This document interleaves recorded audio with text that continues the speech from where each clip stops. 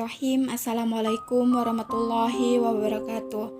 Dalam video kali ini saya mau membahas materi tentang belajar istiqomah melalui sholat fardu dalam kondisi tertentu.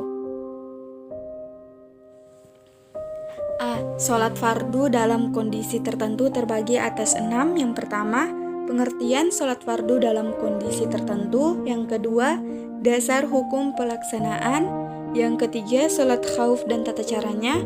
Yang keempat, tata cara sholat fardu bagi orang sakit. Yang kelima, sholat fardu di atas kendaraan. Yang keenam, sholat fardu di tengah kondisi tidak pasti. Yang pertama, pengertian sholat fardu dalam kondisi tertentu. Sholat fardu merupakan ibadah yang paling tinggi derajatnya dibanding ibadah-ibadah lainnya. Begitu tingginya Allah Subhanahu wa Ta'ala mewajibkan bagi seluruh umat Islam yang sudah balik di tengah-tengah kondisi apapun, sholat tetap menjadi kewajiban yang harus dipenuhi, meskipun dalam kondisi sulit dan darurat. Sholat fardu dalam kondisi tertentu dapat diartikan sebagai pelaksanaan sholat dalam kondisi yang tidak wajar, dengan cara-cara yang lebih luwes dan longgar dibanding dengan pelaksanaan dalam situasi normal. Yang kedua, dasar hukum pelaksanaan. Sholat dalam kondisi tertentu telah dipraktikkan pada masa Nabi Muhammad SAW. Praktik ini dapat dilihat dari turunnya petunjuk Allah Subhanahu wa Ta'ala kepada Nabi Muhammad SAW untuk melakukan sholat dalam kondisi bertempur jalan Allah atau yang diperbolehkan menurut ketentuan fikih. Allah Subhanahu wa Ta'ala berfirman dalam Quran surah An-Nisa ayat 102 yang artinya, dan apabila kamu berada di tengah-tengah mereka sahabatmu, lalu kamu hendak mendirikan sholat bersama-sama mereka, maka hendaklah segolongan dari mereka berdiri sholat besertamu dan menyandang senjata.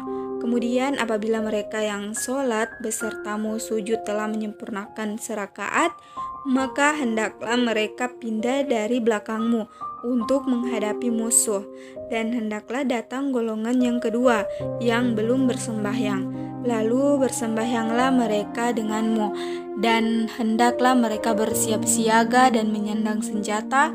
Orang-orang kafir ingin supaya kamu lengah terhadap senjatamu dan harta bendamu, lalu mereka menyerbu kamu dengan sekaligus, dan tidak ada dosa di atasmu meletakkan senjatamu. Jika kamu mendapat sesuatu kesusahan karena hujan atau karena kamu memang sakit, dan siap siagalah kamu, sesungguhnya Allah telah menyediakan azab yang menghinakan bagi orang-orang kafir itu.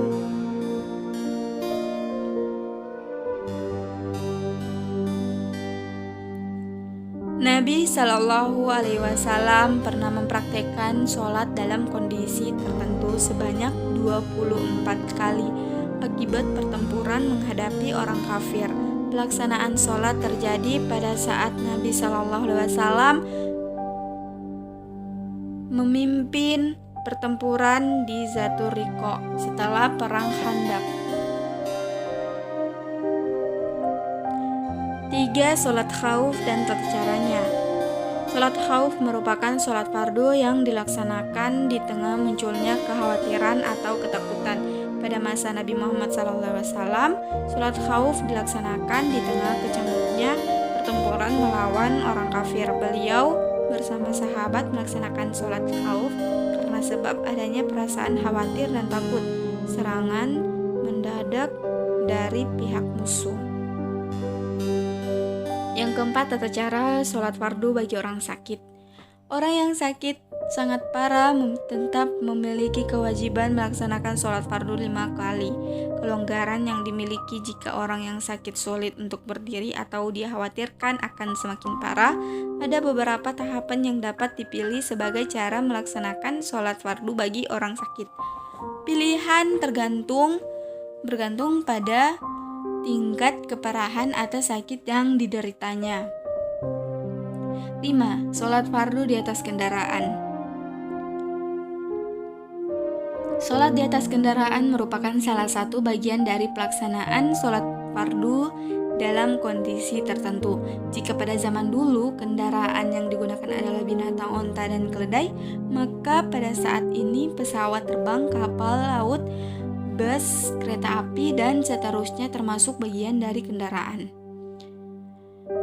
Yang keenam, sholat fardu di tengah kondisi tidak pasti. Keadaan yang memungkinkan umat Islam tidak dapat melaksanakan sholat fardu secara normal, contohnya ketika aparat keamanan yang Muslim mengepung sindikat pengedar ganja bersenjata sedang melaksanakan evakuasi warga di lereng gunung dengan yang sedang meletus, berada di tempat yang rawan bencana, dan seterusnya.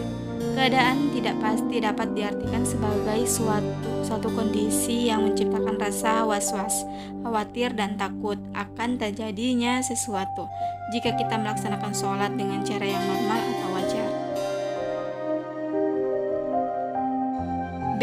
Hikmah sholat fardu dalam kondisi tertentu terbagi atas dua: mengurai karomah dalam sholat fardu dalam kondisi tertentu, beristiqomah secara sosial. A. Mengurai karomah dalam sholat fardu dalam kondisi tertentu. Sholat fardu yang tetap menjadi kewajiban bagi setiap muslim untuk melakukannya dimaksudkan oleh Allah Subhanahu wa taala agar orang yang melaksanakannya terpupuk kepribadiannya. Pelaksanaan sholat dalam kondisi yang sulit akan membantu kita menjadi pribadi yang konsisten dalam beribadah. Konsisten tersebut merupakan buah hasil atau karomah yang muncul disebabkan sholat yang kita jalankan. Selain itu, hikmah yang dapat kita ambil pelaksanaan sholat fardu dalam kondisi tertentu adalah keistiqomahan yang akan berdampak ke dalam bentuk istiqomah dalam pelaksanaan ibadah selain sholat. Sholat fardu merupakan ibadah paling utama di sisi Allah Subhanahu wa taala. Sholat merupakan bagian terdepan dari keseluruhan ibadah yang kita laksanakan. Jika sholat kita jalankan dengan sungguh-sungguh dan penuh penghayatan, maka amal ibadah lainnya akan mengikutinya.